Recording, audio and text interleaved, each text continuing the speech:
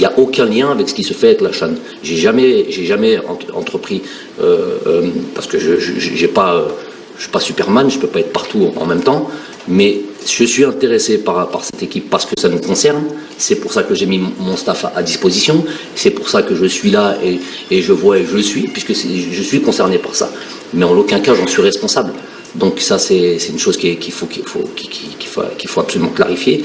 Après, il y a peut-être une erreur qui a été faite, que les choses soient claires. C'est que c'est vrai que on peut pas être partout en même temps. Sur le match aller, ça a été possible puisqu'on n'avait pas de match, on a enchaîné juste après le match du Bénin. Tandis que là, ça va être un petit peu plus compliqué.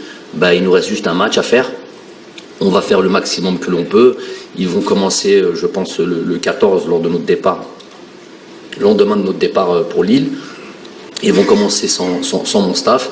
Et 2 jours plus tard, après le match contre Lille, il y a tout mon staff qui va rejoindre Sidi Moussa et qui va reprendre le travail avec l'entraîneur qui a déjà aussi un adjoint. Voilà, c'est pas l'idéal, mais on essaye d'aider. C'est plus ça, aider. On est concerné parce que c'est des joueurs du championnat national. Et on va faire en sorte de faire le maximum. Moi, je vais suivre encore. Je vais après les rejoindre au Maroc. Et Inch'Allah qu'on puisse se qualifier. Puis voilà, qualifier pour ce CHAN. Mais après ça, évidemment, qu'il y aura, Inch'Allah, j'espère qu'on se qualifiera. Et il y aura un staff qui devront composer, que la fédération devra composer pour cette CHAN.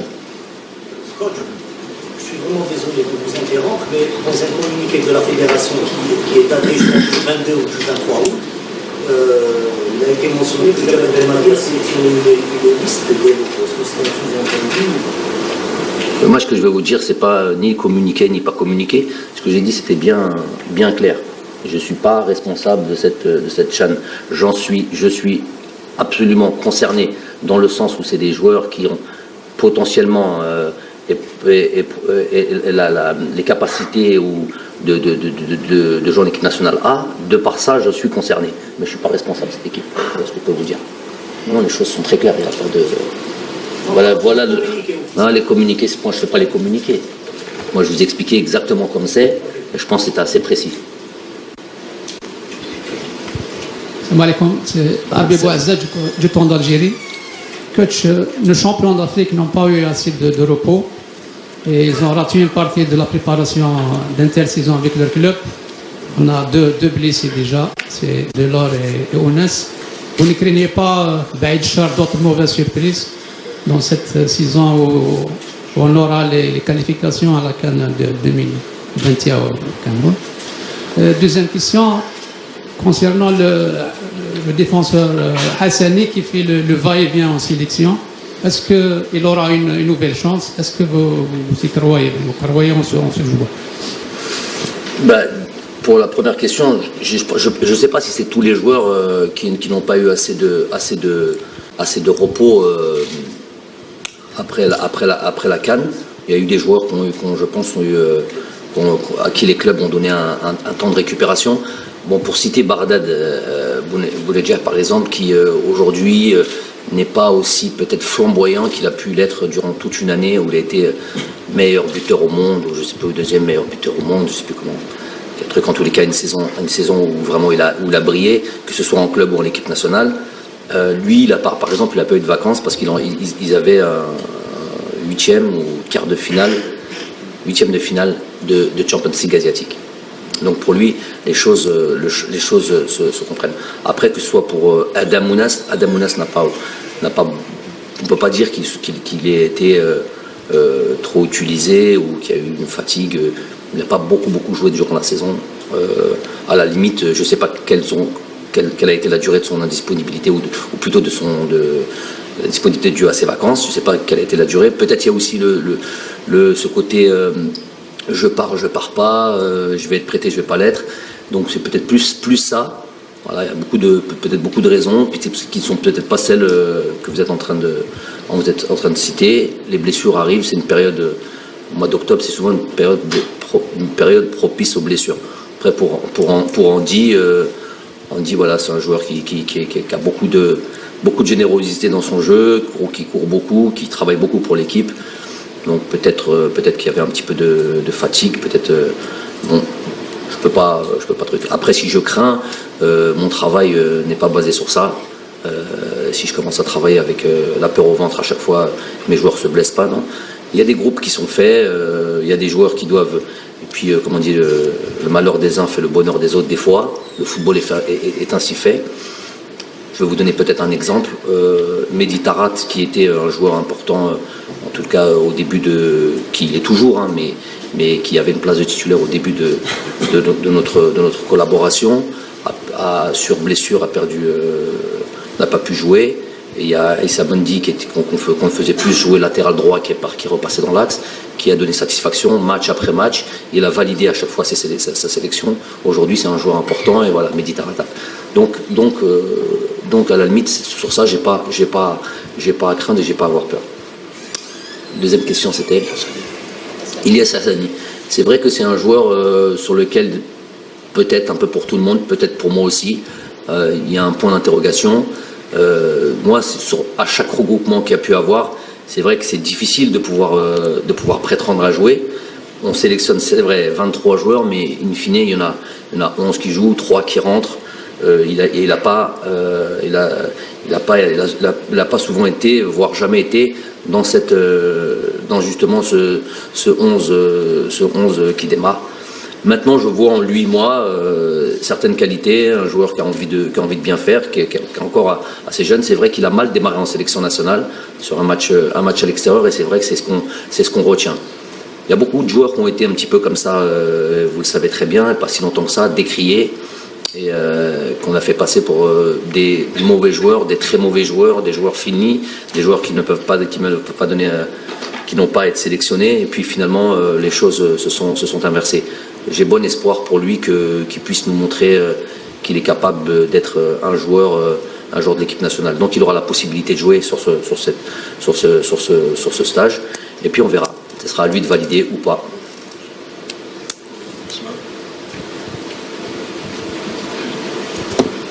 Bonjour, Asma Halimi, compétition. 3 petites questions, mais vraiment bref, si vous permettez. Pour le match de la RDC, ce jeudi, le choix de la RDC, bon, c'est sûr que ça sera un revue d'effectifs, comme vous venez de le dire, mais j'imagine que pour préparer aussi les 2 rencontres du mois de novembre face au Botswana et la Zambie, est-ce qu'il y a des similitudes entre ces 2 formations et la RDC? Deuxième question, par rapport à ce que fait Slimani en Ligue 1 française, vous connaissez bien ce championnat, vous avez même prédit ça, puisque lors de votre dernière conférence de presse, vous avez dit que je suis sûr qu'il va battre le record de Tasfaout, donc votre avis là-dessus. Et juste par rapport au retour de Tchaker, est-ce que c'est un retour définitif pour la campagne éliminatoire Coupe d'Afrique, Coupe du Monde? Merci.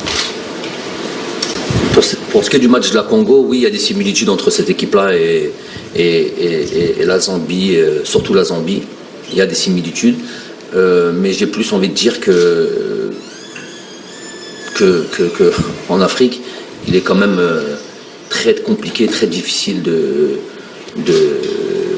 préparer, de programmer des rencontres. On a pu se rendre compte au mois de septembre. La faute, faut pas se voiler la face. La faute peut-être un petit peu à nous et à notre organisation, mais pas que ça aussi, pas que ça. On n'est pas là pour expliquer exactement le fonctionnement, les tenants et aboutissants des organisations de matchs, mais c'est compliqué d'organiser des matchs, je m'en suis rendu compte. Oui, il y a des similitudes entre cette équipe-là et les équipes que l'on va rencontrer. Pour aller à Islem est en train de vraiment, il marche sur l'eau, il est en train de faire des choses exceptionnelles dans une équipe qui est une équipe moribonde, une équipe en difficulté. Il est arrivé sur la pointe des pieds. C'était peut-être pas le joueur attendu, c'était peut-être plus un pari de l'entraîneur qui le connaissait. Mais à côté d'autres joueurs qui étaient Ben Yedder, qui étaient un peu toutes les autres recrues. Mais au jour d'aujourd'hui, c'est le joueur numéro 1 à Monaco, c'est le joueur le plus important, c'est un joueur qui est devenu indispensable à cette équipe-là. Alors qu'il y a une pléthore entre guillemets de stars. Et c'est le joueur qui figure et qui figure bien à chaque rencontre où il marque les stats, où il est très productif et très compétitif. Donc moi je ne suis pas étonné. soit d'accord là-dessus quand même. Moi, je ne suis pas étonné de ce qu'un islam est capable de faire. Et je suis quasi certain qu'avec cette mentalité, la mentalité qu'il a et ce qu'il est en train de faire en ce moment, je le répète, il ira vers ce record. Il ira battre ce record-là. Donc ça c'est pour Islam. Troisièmement, pour Tchaker, il y a un vrai souci aujourd'hui, un vrai souci de stade, très gros souci de stade. On était encore hier là-bas à Tchaker. Ça fait quasiment un an depuis ma prise de fonction que je me déplace à chaque fois au stade là-bas et qu'à chaque fois on me dit les mêmes choses, qu'à chaque fois on me dit que on aspire à jouer dans un stade et sur une pelouse digne de ce nom. C'est toujours les mêmes problèmes. On est toujours dans cette problématique de toute manière. J'ai vu la pelouse hier. C'est du entre guillemets presque, on va dire clairement les choses, hein, au sens propre du terme, du bricolage. Voilà. Au sens propre du terme. C'est malheureux. J'ai vu le triste spectacle du match de la CHAN Algérie-Maroc. Pas avoir peur de dire que moi j'en avais honte. Hymne national qui ne fonctionne pas, éclairage qui s'éteint, pelouse piteux état, tout de suite après notre sacre de champion d'Afrique. C'est vraiment pas la bienvenue tout ça. J'ai pas l'impression qu'il y a pour l'instant des vraies solutions en tous les cas sur lesquelles on peut croire. J'entends qu'il y a des stades qui vont s'inaugurer ou qui vont être disponibles et qui vont être courant dans la première partie de l'année 2020. J'attends de voir. Mais au jour d'aujourd'hui, on est franchement dans la difficulté. Donc je sais pas comment. Je peux pas dire aujourd'hui que Tchaker va être le stade sur lequel on va évoluer. Je sais pas. Franchement, il y a un gros point d'interrogation. Vous avez dit qu'on vous dit tout le temps la même chose, c'est quoi quand vous avez une explication pour le pas de Peter?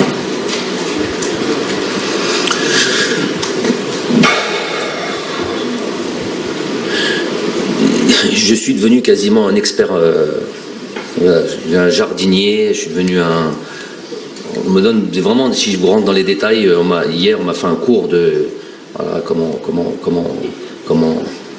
une pelouse peut être, comment scalper, on m'a sorti des termes comme ça. Franchement, je suis un petit peu dépité là-dessus. Pourquoi ? Parce que je suis venu beaucoup de fois là-bas et on a clairement dit les choses. Voilà, on veut jouer ici et puis les choses n'ont jamais évolué. Et quand on voit ce que j'ai vu hier, on dit voilà, ça n'a jamais été entendu, ça n'a jamais été pris au sérieux. Ce que j'ai vu hier et surtout ce qui s'est passé, je vous ai dit, le match, je ne sais pas si certains d'entre vous étaient présents. Ça faisait mal, ça faisait très très mal de jouer contre son voisin comme ça et d'avoir un hymne national joué avec le téléphone sur YouTube, qu'on branche au micro, l'éclairage qui s'éteint devant le président de la fédération marocaine. Moi franchement ça me fait mal au cœur. Je ne sais pas comment les gens peuvent supporter tout ça et comment ils se disent voilà, l'amour propre pour son pays, c'est la première des choses à faire. On peut pas. Et après, donc, on est là à critiquer nos voisins. Ouais. Et on peut organiser une Coupe du Monde. Non mais alors quand on dit les criminels de l'audiovisuel, eh ben, il y a peut-être des gens aussi comme ça qui s'expriment et qui disent criminels de l'audiovisuel, c'est peut-être pas ceux que vous imaginez tous. Hein. Il y en a plein. Hein. Il y en a plein des gens qui viennent parce que pour moi c'est criminel ça. C'est criminel de ne pas avoir comme ça une pelouse dans un pays. Vous savez, on va jouer dans des pays en Afrique. Vous allez jouer au Rwanda. Vous allez trouver des pelouses. Hein. Et nous on galère. On est tous les jours à venir se montrer sur des plateaux télé ou on vient inaugurer, couper des choses et à la fin il n'y a pas de stade. Sur ça je suis dépité, la vérité j'ai même plus trop envie d'en parler parce qu'on sait je sais qu'aujourd'hui il n'y a pas d'issue. Hier j'ai rencontré les personnes qui t'expliquent et tu dis mais ça fait un an qu'on est venu, pas une fois, on est venu une dizaine de fois. Mais c'est pas leur faute à ceux qui sont eux, ils sont complètement dépendants, les pauvres.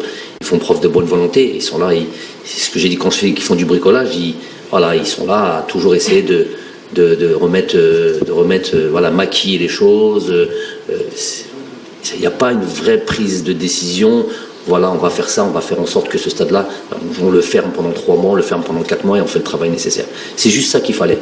Juste ça qu'il fallait. Et ça fait 10 ans que ça dure. C'est pas mes propos, c'est les propos des jardiniers du stade. Salam alaikum, Mohamed Meloudin au Média TV. Coach, vous allez affronter le Congo ce jeudi. Sûrement, c'était un choix bien étudié.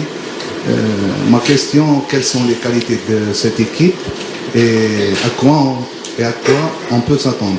Ma deuxième question, après les blessures d'Adem Ounas et de André Delors, c'était à la dernière minute avant le stage, est-ce que vous avez pu échanger avec ces 2 joueurs? Merci. Adem Ounas, oui, j'ai échangé avec lui lorsqu'il s'était blessé dès la première fois. Andy, mon staff, a parlé avec lui, j'ai pas encore parlé avec lui. Je sais que ça lui fait mal au cœur parce qu'il avait vraiment envie de... Bon, l'équipe nationale lui tient à cœur, déjà c'est une première des choses. Et il avait envie, il savait que sur cette double confrontation, il aurait au moins un match sur lequel il pouvait démarrer et voilà, et montrer ce qu'il était capable de faire. Jouer pour la première fois titulaire en Algérie, c'était aussi une chose importante pour lui. Malheureusement, voilà, constaté qu'il s'est blessé, Inch'Allah, c'est pour une prochaine fois. Cette équipe du Congo, c'est une équipe, voilà, qui est aussi en restructuration. Ils viennent chercher leur coach Ibenge. Ils ont pris un autre coach, pour l'instant c'est un coach provisoire. Donc on ne sait pas trop, il y a l'effectif, leur groupe a changé aussi. C'est pas les mêmes listes, c'est peut-être pas exactement la même équipe qui a joué à la CAN. Mais donc il y a un petit point d'interrogation un peu sur ce que va nous proposer cette équipe. Parce qu'il y a vraiment des joueurs, beaucoup de joueurs, Mbokani qui revient. Voilà, ils ont leur attaquant prolifique qui marque beaucoup de buts, un peu le style voilà, football avec beaucoup de vitesse, la qualité technique, une équipe qui est entre le très bon résultat, dans le passé récent on fait des très bons résultats et là qui vivent une petite période un petit peu difficile, mais à la limite nous ce qui nous concerne c'est nous-mêmes. Moi j'ai envie de voir comment nos joueurs, puisque il va y avoir, comme je vous ai dit, une large revue d'effectifs et une équipe peut-être que vous n'y attendez pas, mais une équipe moi, j'attends beaucoup de nos joueurs.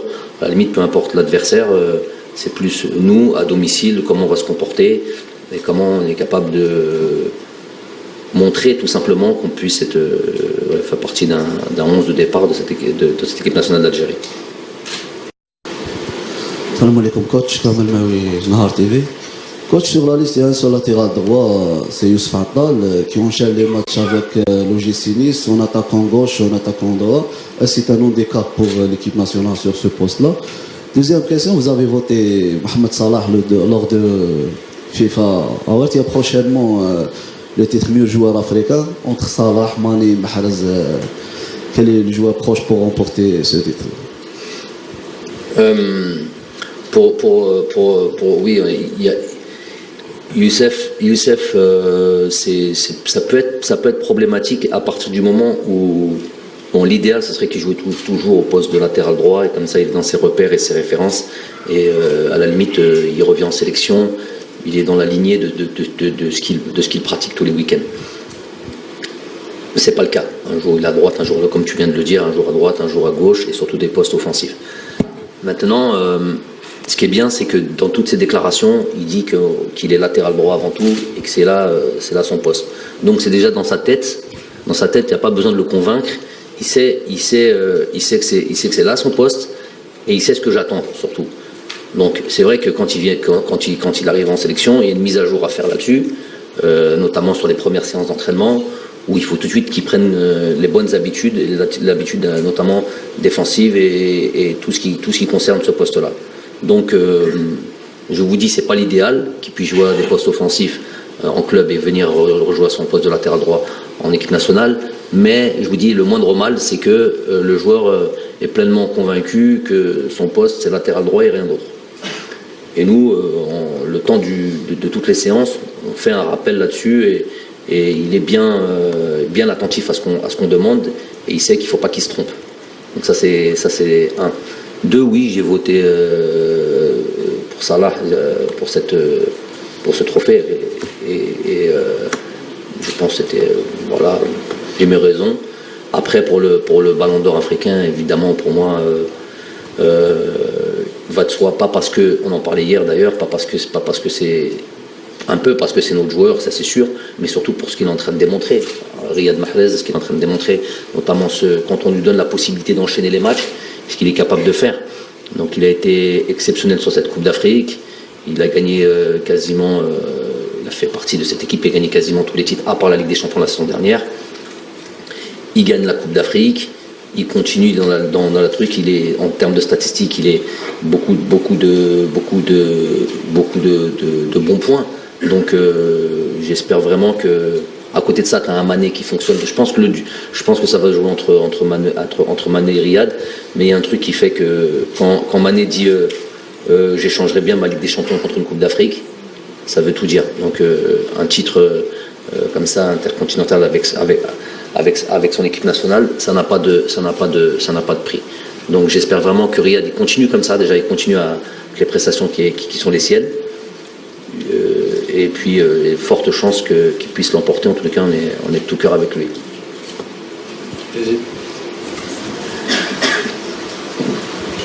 Salam alaikum. Médiazé du mal, la chaîne de Zériawan. Si vous me permettez, coach, de revenir un petit peu en arrière, c'est par rapport à l'état catastrophique des pelouses algériennes ainsi que la mauvaise gestion au niveau des stades. C'est par rapport à ça que vous avez accepté de jouer la Colombie en France. Après, j'imagine que c'était après une demande de la Fédération colombienne de football de jouer en France, à Lille. Merci. Je vous ai dit, pour organiser les matchs, mon ressenti c'est ça, pour l'organisation des matchs internationaux, c'est vraiment très compliqué. Donc des fois, il ne faut même pas, à la limite, faire le malin ou je sais pas, faire patienter ou quoi, parce qu'on peut perdre des matchs importants, comme un match comme la Colombie. C'est pas des matchs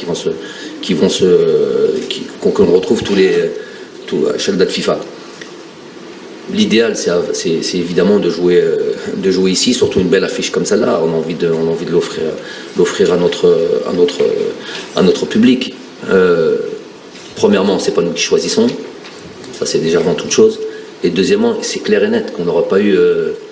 J'ai du mal à imaginer la Colombie venir jouer comme ça à Tchaker et voir. Déjà, ils auront envoyé des émissaires, voir un peu ce qu'on proposait. Quand on voit le stade, faut tout le respect. On a eu beaucoup de bons résultats là-bas, mais le stade est vétuste, très dépassé par le temps, tout simplement. Et la pelouse, je ne vais pas dire impraticable, mais pour des équipes comme celle-là, oui, c'est sûr que jamais ils auraient accepté. Donc, pour toutes ces raisons, on va jouer en France. J'en profite pour ça. Il y a aussi une communauté algérienne en France, une grosse communauté algérienne en France, qui vont pouvoir aussi avoir la possibilité. C'est pas tous les jours qu'on puisse évoluer en France. Je pense qu'il est important aussi de pouvoir, pour l'équipe nationale, de pouvoir jouer à l'extérieur. Et d'être dans un autre confort que celui qui est des matchs à Tchaker où tu as parce que une qualification par exemple de Coupe du Monde, c'est aller faire des bons résultats aussi à l'extérieur. Bon, là notamment c'est la France, ça va être assez confortable aussi puisque grosse communauté algérienne. Comment? Ouais, guichet fermé, les places se sont vendues à un temps record. Même l'équipe de France en France ne fait pas. La veille du match d'un match de l'équipe de France, on trouve encore des places en vente, même pour marché noir. Hein. Vous pouvez les trouver à Carrefour, vous les achetez n'importe où. L'équipe d'Algérie au bout de deux jours, ça c'est important de préciser là-dessus. On doit tous être fiers de ça. C'est unique. Un match, au bout de 48 heures, il n'y a même plus une place qui se vend. C'est vraiment unique. En plus, pas des places gratuites, hein. Des places qui sont chères.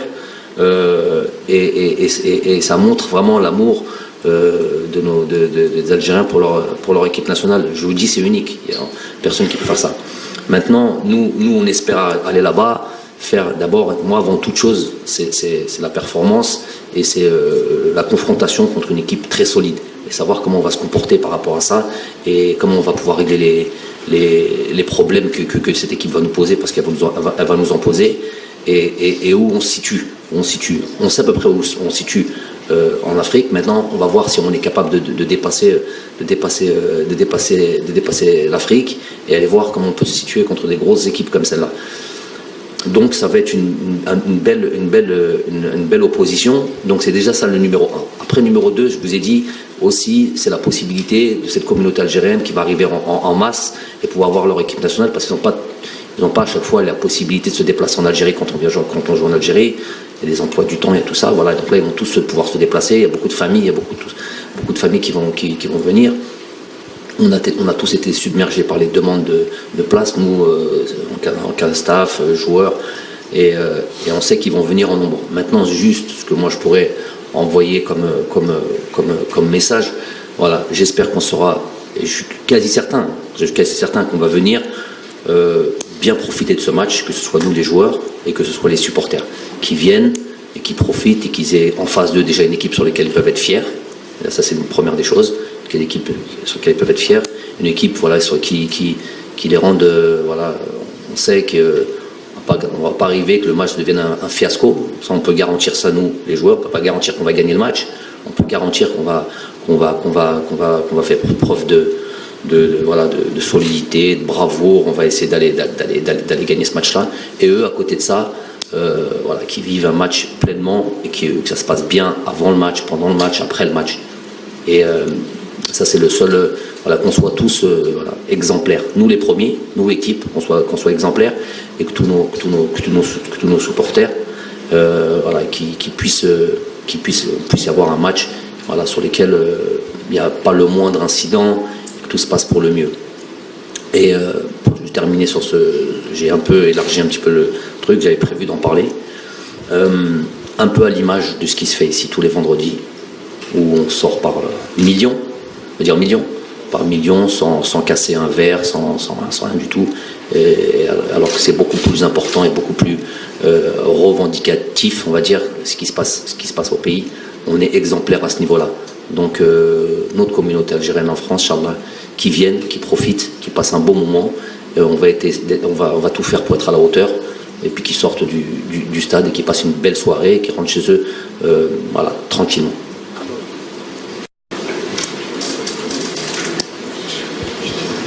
Limbessol de Botola, vous avez partiellement répondu, vous avez anticipé la question.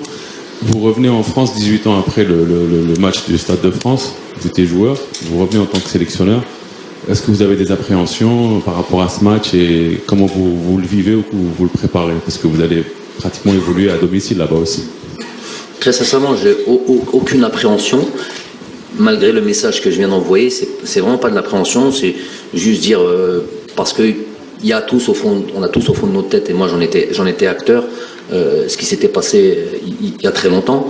On veut évidemment plus revivre ça, ça c'est sûr, mais j'ai beaucoup plus d'excitation et de joie, et voilà, je suis très heureux d'aller, nous tous, les joueurs avant tout, très heureux d'aller au devant de leur public, devant leurs compatriotes, et dans ce statut-là, donc où tout le monde peut voilà, se retrouver et être fier de leur équipe. Moi, c'était l'objectif à la prise de mes fonctions, c'était ça, qu'on devienne fier, voilà, qu'il y ait quelque chose qui se fait de bien en Algérie, qu'on est au moins dans le domaine du sport, qu'on soit respecté par les équipes. Aujourd'hui, la Colombie, de dire oui, je viens jouer Carlos Queiroz, j'imagine qu'il en a des possibilités, des opportunités de jouer contre des équipes, de dire d'aller jouer contre le champion d'Afrique, parce qu'il sait qu'à terme, que ce soit sur un mondial, il pourra tirer une équipe africaine. Je pense qu'ils ont quand même cette réflexion-là, et donc autant tirer la meilleure équipe africaine du moment en tous les cas. Ça, c'est très important pour moi, voilà, qu'on soit respecté un peu partout, déjà en Afrique, ça c'est fait, et maintenant dans le monde, voilà, qui respectent cette équipe et qui savent que quand ils vont jouer contre nous, on va pas être des sparring partners ou une équipe, tu vas venir, tu vas balayer, tu repars.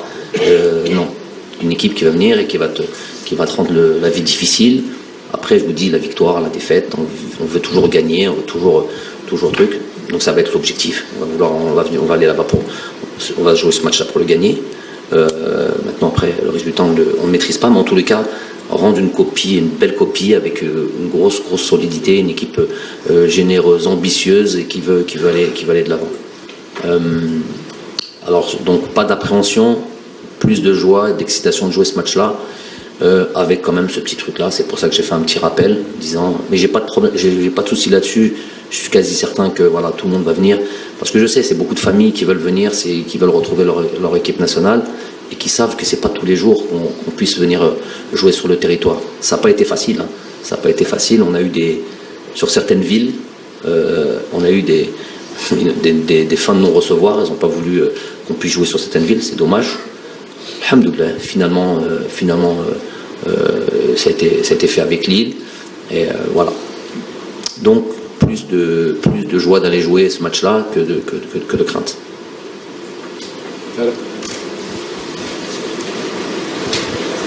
Bonjour tout le monde, c'est Tarek Boubleh, journaliste de Dzaïr TV. Coach, j'ai une question sur des joueurs qui n'ont pas été convoqués, tels que Aris Belkabla et l'Arabie Soudani et le Khel. Est-ce qu'ils sont toujours sur votre radar et dans quel état ils sont, surtout pour le Khel et même Soudani qui retrouve après sa blessure les terrains et même le chemin de but? Est-ce qu'ils sont toujours sur votre radar? Ok, donc je vais répondre à cette question et en même temps je vais élargir un petit peu ma réponse et ratisser large sur peut-être d'autres journalistes qui voudraient poser cette question, c'est pas sûr, mais je voulais en parler. Pour les joueurs dont vous venez de parler, déjà il faut savoir que quand je dis, des fois j'ai l'impression de faire attention à comment je m'exprime. Maintenant peut-être c'est pas toujours très très clair et je vais essayer d'être encore plus clair.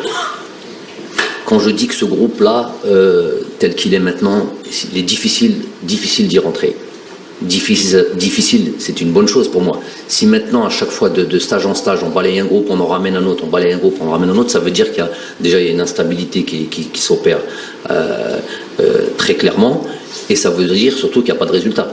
Donc, un groupe qui va en Coupe d'Afrique, et qui gagne une Coupe d'Afrique, je peux pas dire aujourd'hui à ce groupe-là, oui, maintenant il y a 10 joueurs qui vont sortir et il y a 10 joueurs qui vont arriver.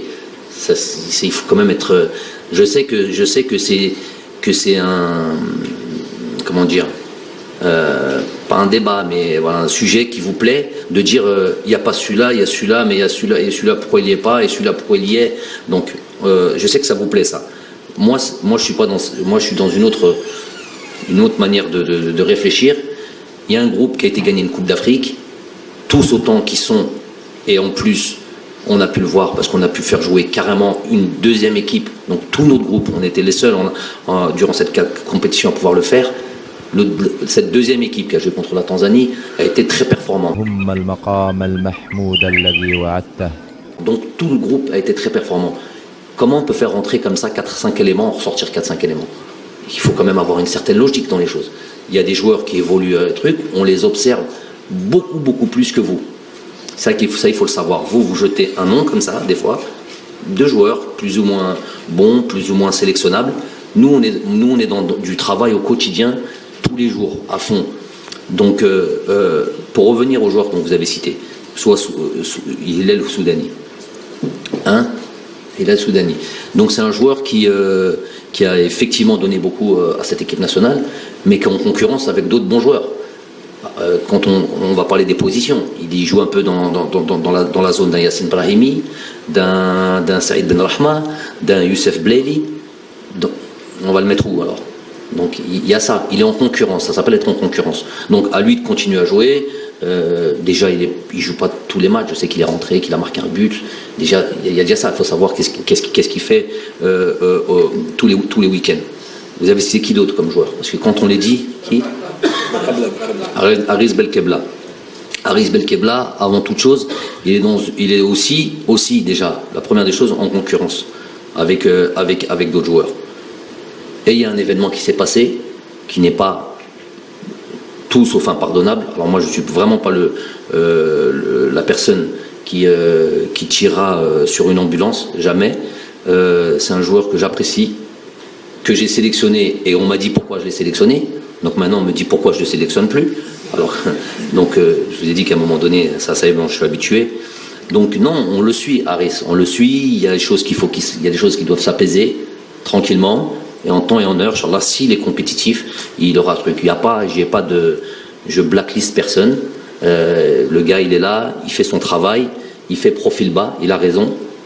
Parce que ce qui s'est passé, c'est pas anodin non plus. Donc, il fait profil bas, il bosse, on le suit. Pas de problème. Quel autre joueur? L'Ekhal, je ne sais pas s'il a commencé à trottiner. Je l'ai eu il y a 15 jours. Il est en pleine rééducation, il n'y a même pas lieu d'en parler. À la limite, c'est la chose que le Shifa et Inch'Allah Yarja Salama. Il est encore très loin du compte pour Victor. Je vais élargir le truc. Ça va sûrement vous plaire. Donc, il y a des joueurs après, par exemple, dont on cite encore les noms comme ça, sans explication et qu'on balance comme ça. Et le commun des mortels qui lit juste le journal et qui ne comprend pas ce qui se passe, il se dit, ouais, il y a un vrai problème. On me cite Houssem Aouar régulièrement. Aït Nouri. Laroussi. Zid. Adli. Ok. Donc, on va les prendre un par un si vous voulez, une bonne fois pour toutes, pour que vous compreniez. Mais je pense que vous comprenez, mais des fois vous faites semblant de pas comprendre. Et pour surtout, toute notre population qui aime le football et qui suit le football et qui voudrait que notre équipe nationale soit belle et que soit compétitive, comme si nous ne le voulions pas. Ok. Houssem Aouar, il est en équipe de France. Au jour d'aujourd'hui, Houssem Aouar est en équipe de France. De parler trop de lui, de se dire pourquoi, mais pourquoi il ne vient pas? Parce qu'il est en équipe de France. Donc, maintenant, vous allez me dire, oui, il est en équipe de France, mais il n'a pas encore joué avec l'équipe de France A. Donc, il est sélectionnable. Difficilement sélectionnable si on regarde le passé. Est-ce qu'on a déjà eu de toute notre histoire de l'Algérie, à part nos vaillants prédécesseurs que sont et je vais remonter loin, les joueurs du FLN, des Merloufi par exemple, qui ratent une Coupe du Monde pour venir rejoindre l'équipe d'Algérie, créer cette équipe d'Algérie d'ailleurs, et faire ce qu'il a fait, en risquant tout ce qu'il a risqué. À part ça, est-ce que vous avez dans le passé, vous, des joueurs d'équipe de France, qui sont en équipe de France, et qui disent, bon, maintenant j'arrête l'équipe de France, je fais la démarche, je change de nationalité sportive, et je vais en équipe d'Algérie. Ça n'a jamais existé. Donc là, si ça se fait, ça sera une première. Disons que c'est pas impossible. Comment? Qui parlé? On est tous d'accord. Donc maintenant, si ça se fait, ça sera une première. Je ne dis pas que c'est impossible. Je dis juste que ça n'a jamais existé. Donc, de balancer Aouar, tout ça, pourquoi on ne les prend pas? Aït Nouri est en équipe de France. Aouar est en équipe de France. Adli est en équipe de France. Donc je vais parler que de ces trois-là. Pour ces trois-là, voilà ce que je vais vous dire. Et vous êtes journaliste. Ok? Donc vous allez rester puisque vous contribuez à ça, puisque vous aussi, vous mettez les noms Aouar, Mazel, Aouar, Lahor, Heda, Aït Nouri, il est bon, mais il est en équipe de France. C'est pas moi qui l'ai mis en équipe de France quand même. S'il est en équipe d'Algérie, évidemment s'il était aujourd'hui, il n'était pas en équipe de France. Évidemment qu'il est intéressant pour nous, bien sûr. Tous ces trois joueurs-là sont intéressants. Jouer en Ligue 1, c'est des Algériens et c'est des joueurs de qualité. On est tout de suite intéressés. Même le fait qu'ils soient en équipe de France, on est encore intéressé parce qu'ils n'ont pas rejoint l'équipe A et qu'il y a toujours encore cette possibilité, malgré qu'on n'a jamais vu ça. Hein. On n'a jamais vu un joueur d'équipe de France qui est venu en équipe d'Algérie. Pour que vous ne citiez plus ces noms-là, vous allez faire vos enquêtes, vous allez aller voir ces joueurs et vous leur posez à eux la question. Est-ce que tu es intéressé pour l'équipe nationale d'Algérie? Subhanallah, pourquoi vous venez me dire ça à moi? Allez les voir eux. Et eux ils disent, ils lèvent la main. Oui, ça m'intéresse, non, ça m'intéresse pas. Ou ils vous disent, je vous mets en stand-by. C'est-à-dire, Thomas, c'était néo. C'était néo quoi? Tarafo. Donc, allez faire ça, que les choses soient bien claires. Ne me parlez plus de ces genres. Ayez un petit peu aussi, s'il vous plaît, 2 secondes, un petit peu d'honnêteté intellectuelle. Parce que de balancer ces noms-là, tout en sachant les tenants, les aboutissants, vous êtes juste en train de faire du tort. Du tort à qui? Du tort un peu au groupe, à l'équipe nationale. Chabigouloué, pourquoi ils ne les ramènent pas?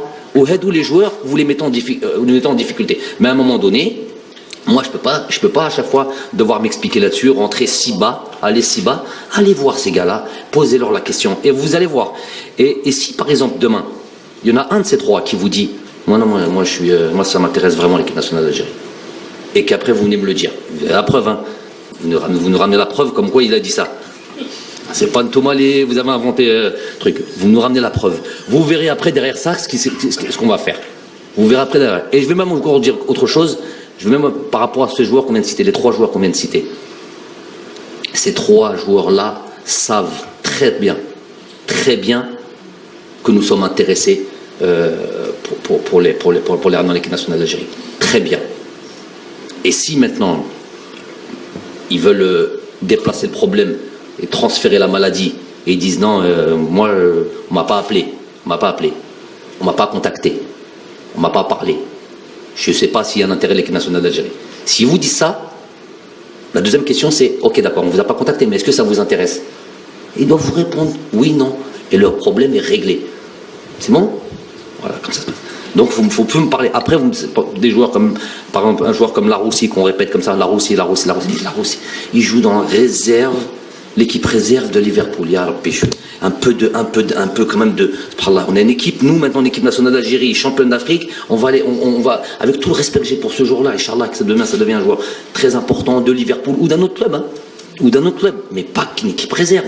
Qu'est-ce qu'a cité Gouiri? Il y en a un qui a cité Gouiri là.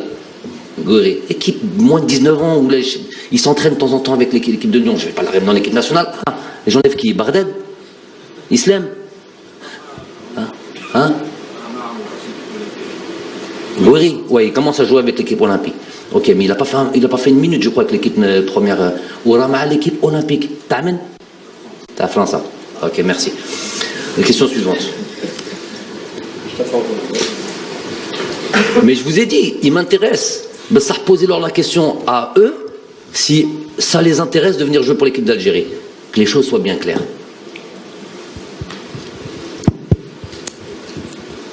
Monsieur Belmadi, revenons à la cérémonie FIFA Awards. D'abord, félicitations pour le titre de 4e meilleur entraîneur mondial. Ouf. Et là, ma question, quelle a été votre réaction en apprenant que beaucoup de pays arabes n'ont pas voté pour vous, à l'image de la Syrie, l'Égypte, le Liban, la Tunisie, la Jordanie, l'Arabie Saoudite? Ne pensez-vous pas que quelque part, Maroc, ils ont voté pour vous? Ah bon? Non, ils n'ont pas voté quand même. Le Maroc et l'Égypte.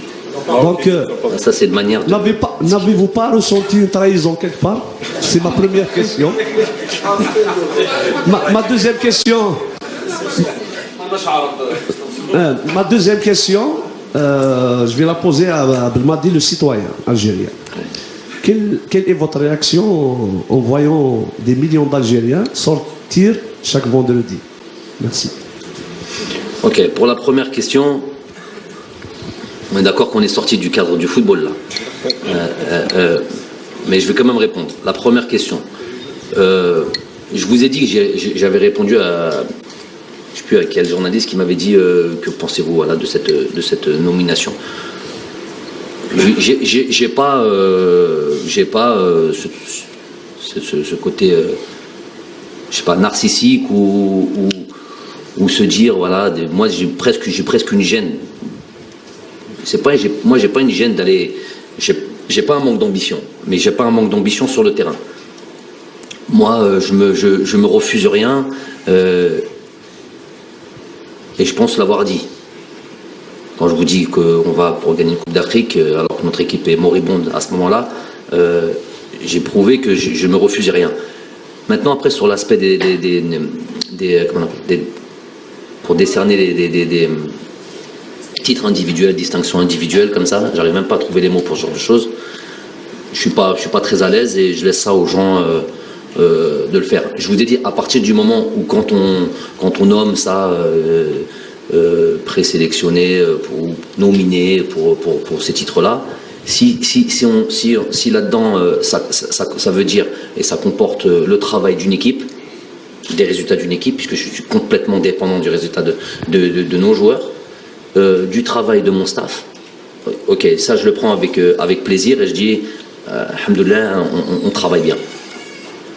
Maintenant, sur cet aspect-là, donc ça c'est déjà 4e, 10e, 15e, c'est déjà très très bien. Ça veut dire qu'on bosse et qu'on essaie de travailler sérieusement et d'avoir des résultats. Ça c'est le plus important. Après, enlever tout ça, peu importe la position qu'on occupe, c'est vrai, je ne vous cache pas parce que les choses ont été tellement évidentes et on me l'a tellement rappelé. C'est ça, il y a plein de gens qui m'ont rappelé, ils m'ont dit, regarde, t'as vu, eux, ils ont pas... Donc je me suis intéressé 2 secondes à la question. J'ai dit, qu'est-ce que c'est que cette histoire? Comment les votes ont été rendus publics? Apparemment, oui, les votes ont été rendus publics. Et je vois ça. Et je vois ça, la vérité là-dessus, déjà, ça ne m'étonne pas. Ça ne m'étonne pas. Très sincèrement, je mentirais de dire que ça m'étonne. Ça ne m'étonne pas. Et je vis dans un pays, au Qatar, depuis une dizaine d'années, où, comparé à la France, où je suis né, c'est un pays qui regroupe toutes ces nationalités-là. Nous, en France, on connaît, il y a des Algériens, pour ce qui est des Arabes, des Marocains, des Tunisiens, c'est tout. On est 3 nationalités. Il n'y a pas d'Égyptiens, il n'y a pas toutes ces autres nationalités. Au Qatar, il y a toutes ces autres nationalités, des Palestiniens, des Jordaniens, des Libanais, des Égyptiens, des races, tout simplement, des nationalités que je ne connaissais pas, que j'ai appris à connaître. C'est pour ça que quand je suis parti en Égypte, j'étais déjà prévenu. Je savais comment ça allait fonctionner. Parce que ça fait 10 ans que je suis avec eux. Et je sais comment ça pense. Donc j'ai pas été étonné. Quoique certains pays, oui, un petit peu. Mais de manière générale... Alors je vais vous dire la chose un peu... Ça va être un petit peu plus piquant. Moi, en Algérie, là, on s'aime. Donc je pense qu'à la fin, c'est ça que je me suis dit. Pourquoi tu parles des Syriens ou de ces gens-là? Nous, dans notre pays, est-ce que nous, on s'aime déjà? Donc déjà, à la limite, avant d'aller voir chez le voisin, regarde toi, comment ça se passe dans ton pays. Donc c'est un problème qui est propre à nous, l'arabe. On a un souci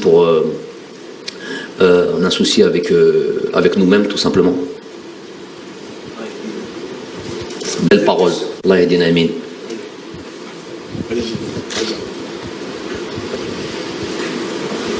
Pardon. La deuxième question en tant que citoyen. Non, je vous ai déjà dit ça plusieurs fois depuis le début. Tant de monde qui descend comme ça, d'un même corps comme ça, et qui ont les revendications que l'on connaît.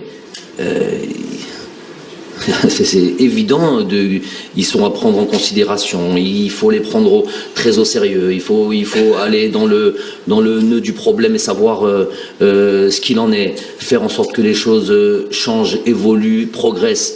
Tout ça, je suis pour ça à 1000%, et évidemment. Ça serait ne pas être à l'écoute d'un peuple comme ça qui est tous les jours avec une telle discipline, une telle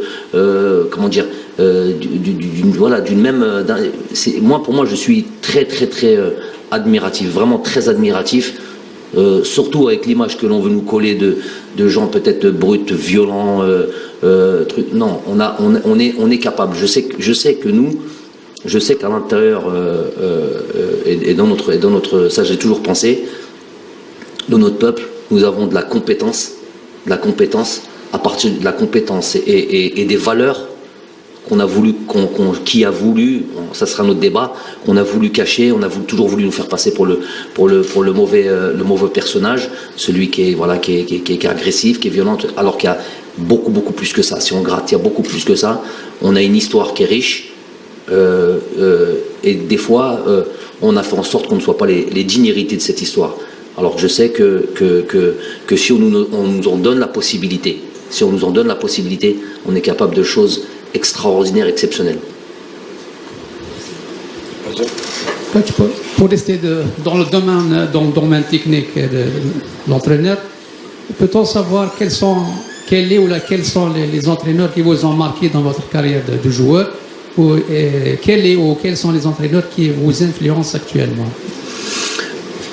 Des entraîneurs dans ma carrière de joueur que j'ai pu avoir ou que j'ai pu, jouer contre ou quoi? Un peu tout le monde. Peut-être les deux. Vous savez que quand on m'a proposé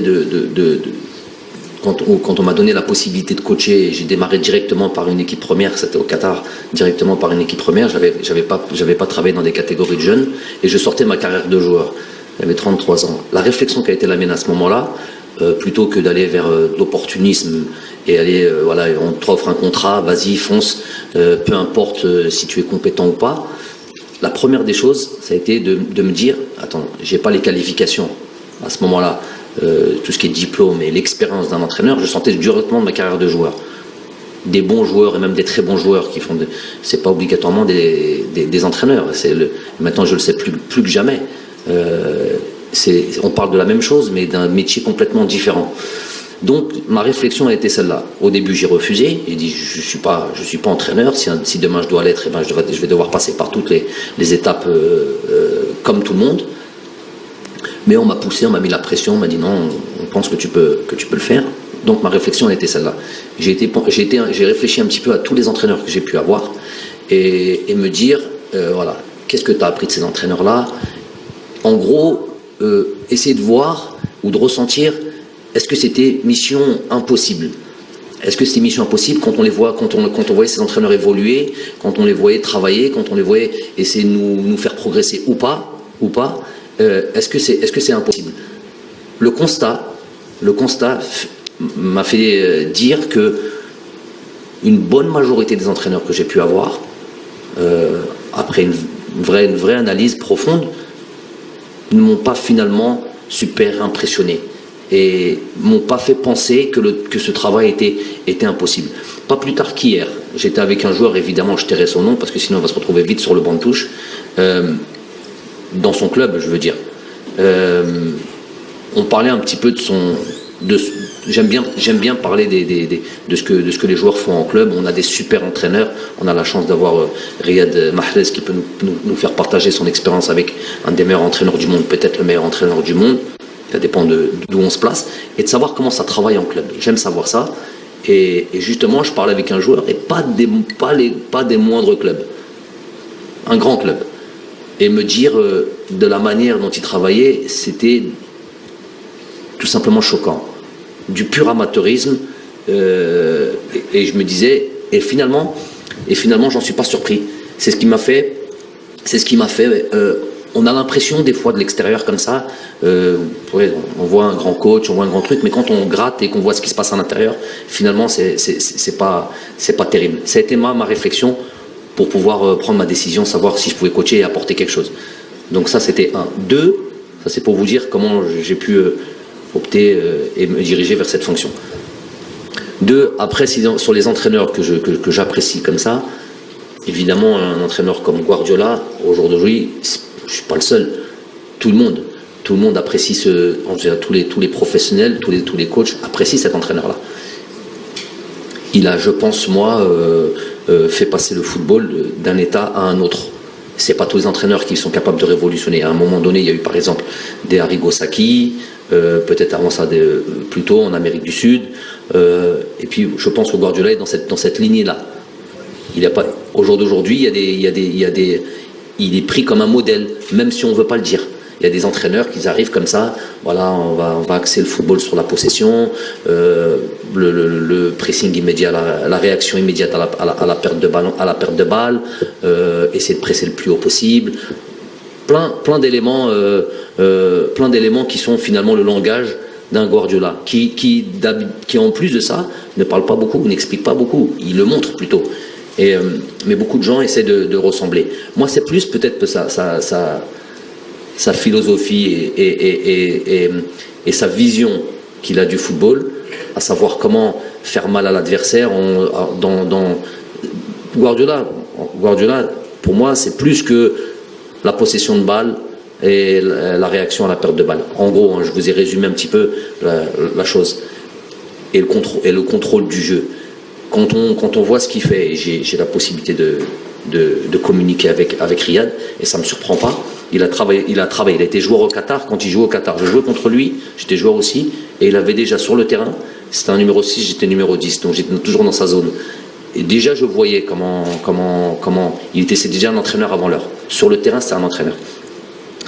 Et l'étude qu'il fait l'étude qu'il fait, et ça nous rejoint un petit peu ce qu'on a pu faire un petit peu à la CAN, l'étude qu'il fait de l'adversaire et comment faire mal à l'adversaire en utilisant les points faibles et les points forts, et comment dominer. Bon, lui, il a la possibilité de dominer parce qu'il a des très bons joueurs, un effectif pour, et comment dominer, faire mal à l'adversaire, et à quel point c'est précis. C'est ça qui est pour moi exceptionnel. Et ne pensez pas que tous les entraîneurs œuvrent de la même manière. C'est beaucoup de travail, beaucoup d'analyse, et ça, il n'y a pas tous les entraîneurs qui le font. Donc, Guardiola fait partie peut-être des entraîneurs que j'apprécie le mieux, mais c'est pas surprenant ça. Il reste 4 minutes. Coach, juste une petite question, toujours dans le sport, vous êtes la fierté du peuple algérien, vous, et un autre maintenant qui est Toufik Makhloufi, un mot sur le sac Toufik Makhloufi qui a une médaille d'argent, championnat du monde d'athlétisme. C'est déjà Elf Mabrouk, parce que je sais que c'est une discipline qui est compliquée, qui n'est peut-être pas la préoccupation, en tous les cas, comment dire, sans tomber dans les... Voilà, c'est pas le sport prioritaire en Algérie. Donc je sais que ça galère un petit peu pour s'organiser. C'est des sportifs de très haut niveau qui n'ont pas les conditions de préparation notamment adéquates à leur statut et à ce qu'ils représentent. Donc il a encore beaucoup plus de mérite par rapport à ça. Donc nous on le félicite, on est très fiers de lui et vraiment on doit tous l'honorer et être derrière lui.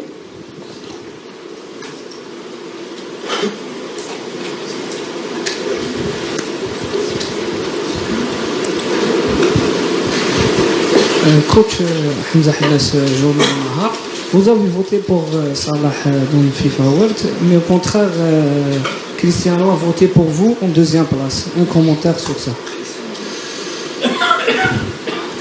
Ouais, je sais pas. Comment ? Ouais, c'est vrai, même Deschamps, il m'a même envoyé un courrier, vraiment une belle lettre qui m'a fait plaisir, vraiment.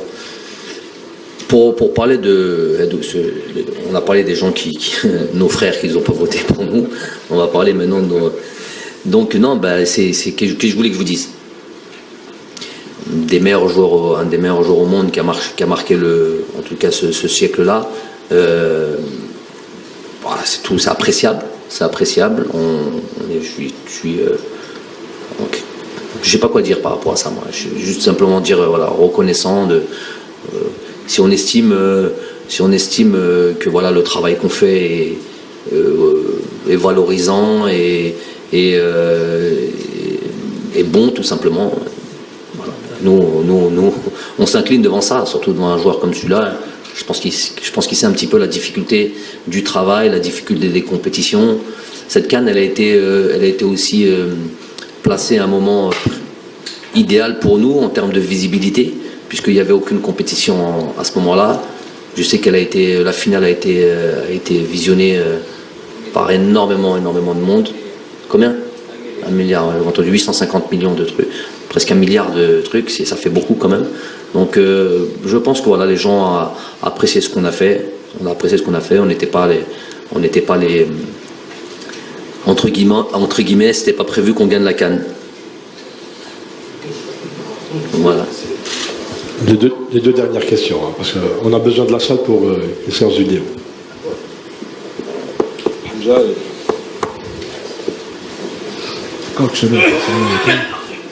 Coach, puisque vous connaissez le Qatar, vous avez vécu au Qatar, il y a le championnat du monde d'athlétisme qui vient de se terminer.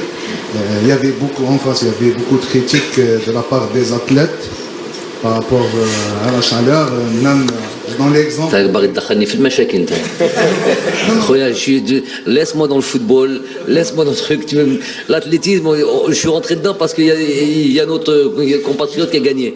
Le reste, c'est pas mon truc. Il y a des appels pour que l'équipe de France... Non, vous la sentez comment Vous la sentez comment, cette Coupe du Monde? La Coupe du Monde. Non. Ok, la Coupe du Monde. Okay. Si tu me fais le lien là, ok, pas de problème.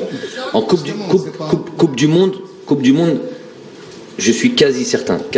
Et Wallah, en toute objectivité, je dis ça. Je suis quasi certain qu'on va avoir une Coupe du Monde magnifique. Une Coupe du Monde très moderne où rien ne manquera. Et surtout pas, il n'y aura vraiment pas de souci de température pour deux choses.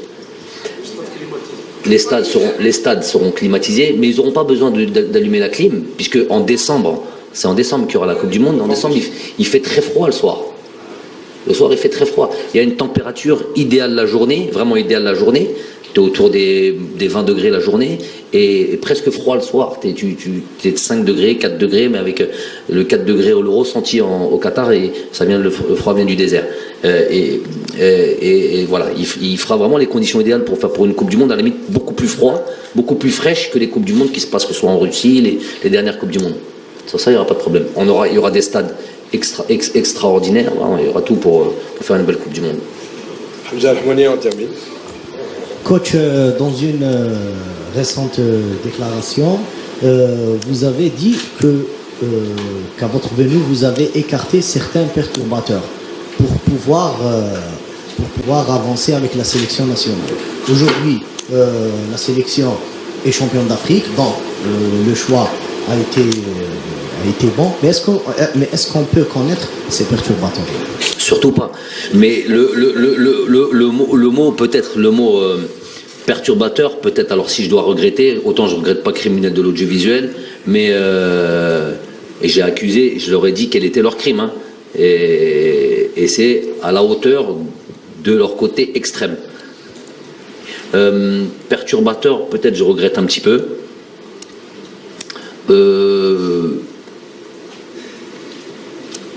Qui n'allait pas dans le sens du sens que l'on voulait, ou la voie que l'on voulait prendre, qui mène pour moi au succès. Succès, ça ne veut pas dire obligatoirement gagner des trophées. Il n'y a qu'une équipe qui gagne un trophée, ça ne veut pas dire que toutes les équipes travaillent mal.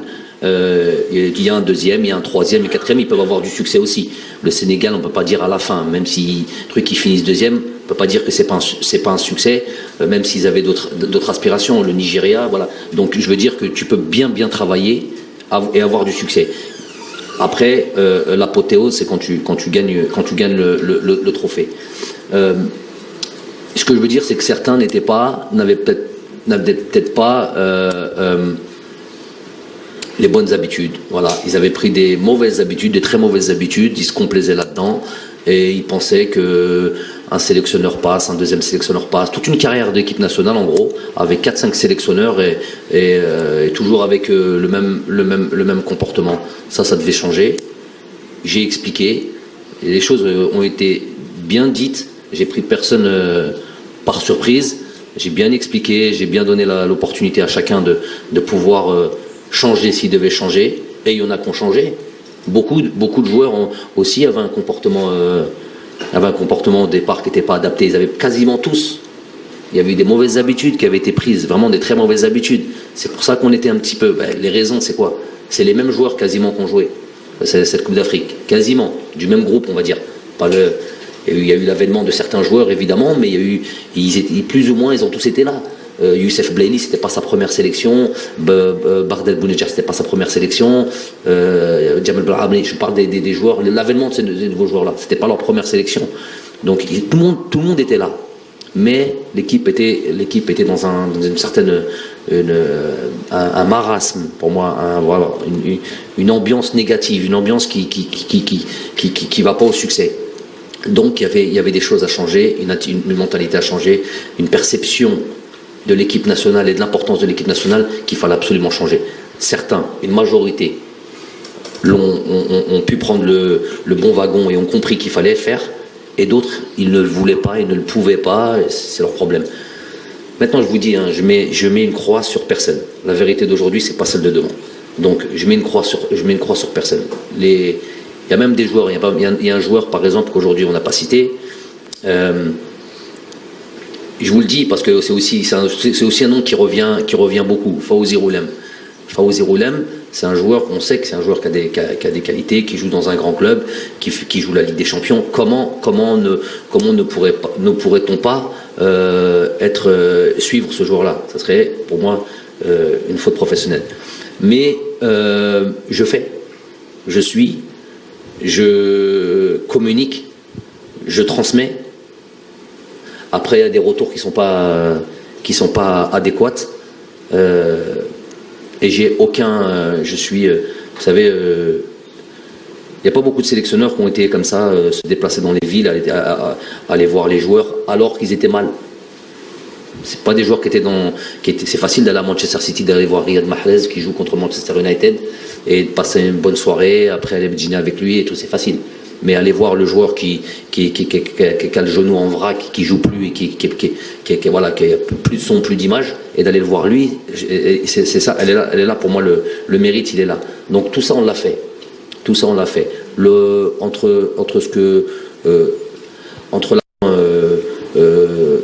Les efforts qu'on a fait dans un sens n'ont pas été... le retour n'a pas été du tout truc. Et je parle jusqu'à dernièrement. Hein.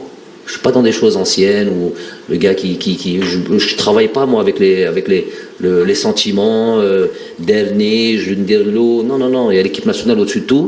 C'est pas Belmadi Chars, c'est Jamel Belmadi sélectionneur. Quand je pense équipe nationale, je pense pays. Je pense pas moi en ce que lui me fait, il me plaît pas, comment il se comporte, non. Il me plaît pas en tant que sélectionneur, pas bon pour la sélection. Donc jusqu'à dernièrement, jusqu'à là, avant ce stage-là, je fais ce qu'il faut pour ces joueurs-là. On parlait d'un joueur comme Fawzi Roulem, je fais ce qu'il faut pour ces joueurs-là. Maintenant, il y a des retours. Vous n'avez pas toutes les informations. C'est pour ça que vous envoyez des noms. Je vous ai parlé de tous les joueurs qui étaient soi-disant sélectionnables et qui sont en équipe de France tout à l'heure. Fawzi Roulem est dans cette lignée-là d'une autre manière. Donc je fais mon travail. Moi. Il y a une possibilité que vous donniez une chance assez perturbateur. Mais est-ce qu'ils la veulent cette chance? Est-ce qu'ils la veulent cette chance? C'est pour ça. Moi, j'ai obligé d'avoir un droit de réserve. J'ai obligé d'avoir de pas tout dire parce que en même temps je suis pas là pour faire du tort à ces gars-là. Je suis obligé de faire attention. Des fois ils sont jeunes, des fois ils ont une pression qu'ils ont peut-être du mal à gérer, des fois ils sont à côté de la plaque. Mais c'est pas pour autant que je dois leur tomber dessus. Voilà, donc c'est vrai que je dois supporter des fois vos trucs, pourquoi il prend pas. Bon, ça va 2 minutes, ça. Ne pensez pas que je vous donne plus d'importance que ça, hein, sauf quand vous vous exprimez. Mais je réponds parce que des fois, ok, il faut vous donner quelques informations. Personne n'est laissé de côté, personne n'est laissé. Il y a une large. Mon travail, il est là. Vous, c'est par à coup, moi, c'est tout le temps. Je suis toujours en train de suivre ce groupe large, cette liste élargie de tous les Algériens qui peuvent aider cette équipe nationale. Merci à vous.